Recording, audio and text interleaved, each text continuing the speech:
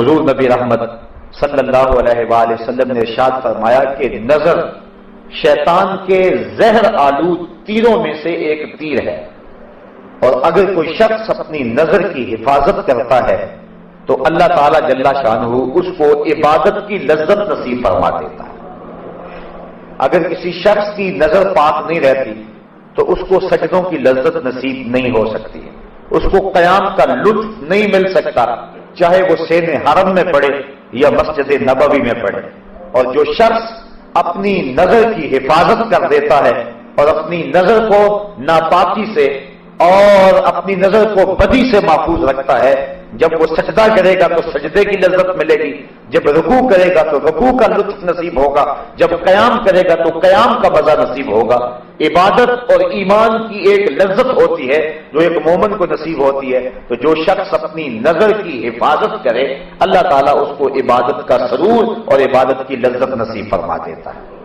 تو اہل ایمان کو اس بات کا حکم دیا گیا، بلکہ حضور نے اپنے عمل سے صحابہ کے سامنے اس کی مثال پیش کی۔ حجۃ الوداع کے موقع پہ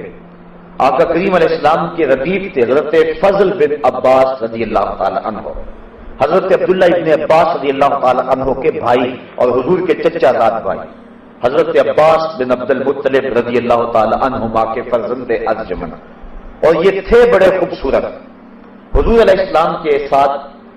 سواری کے اوپر تشریف فرما تھے، تو ایک قبیلے کی ایک خوبصورت عورت حضور سے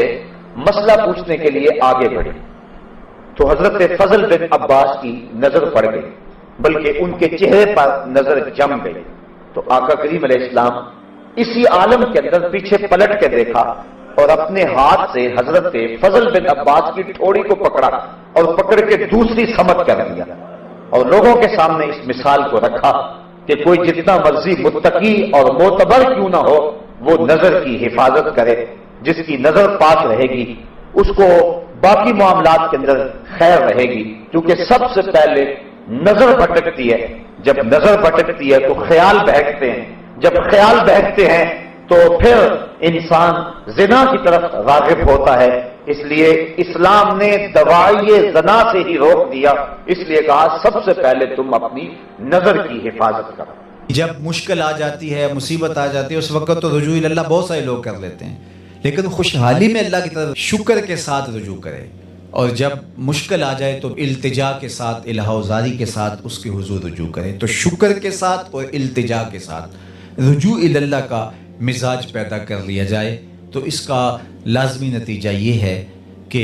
اللہ تعالیٰ جل شانہ پھر اپنی خاص عنایت نصیب فرماتا۔ بلکہ ایک روایت میں آتا ہے کہ جو خوشحالی میں اللہ کو نہیں بھولتا، اس کی بدحالی کے موقع پر اللہ پھر اسے نہیں بھولتا۔ یعنی جو خوشحالی کے موقع پہ شکر ادا کرتا رہتا ہے تو کبھی زندگی میں اللہ اس کی آزمائش کے لیے، اس کی درجات کی بلندی کے لیے اس کو کسی مصیبت میں ڈال بھی دیتا ہے، لیکن اللہ اس کو فراموش نہیں کرتا، چونکہ بدحالی میں بہت سارے لوگ اپنے مقام کو کھو بیٹھتے ہیں، اور ناشکری کی وجہ سے کہتے ہیں کہ کبھی فقر کفر تک پہنچا دیتا ہے، لیکن اللہ تعالیٰ جل شان اس کو بھٹکنے نہیں دیتا۔ جو خوشحالی میں اللہ کو نہیں بھولتا،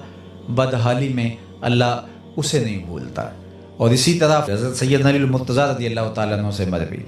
جو اللہ کے دیے گئے تھوڑے رزق پہ راضی ہو گیا، اللہ قیامت کے دن اس کے تھوڑے عملوں پہ راضی ہو جائے گا